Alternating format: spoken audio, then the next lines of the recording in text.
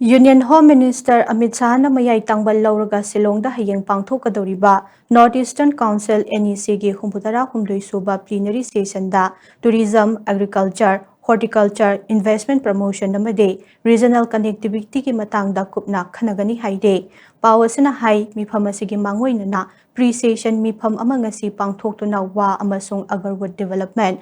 Asta Lakshmi Darshan Project amade awang nongpok region chawkhatnabagi atay project singi matangda kupna khanakhe official statement namagi matung inna plenary asina Chief Minister na luchingba high level task force singna paikhatliba thabak thoram sing yengsingani haide hayeng pangthokadaba tourism agriculture amade horticulture investment promotion sanga amade yerumna chingbagi potlam sing puthokpa sports development economic corridor project infrastructure amasung connectivity amade handloom amasung handicraft ki promotion ka mari lainaba presentation kaya so utkadaure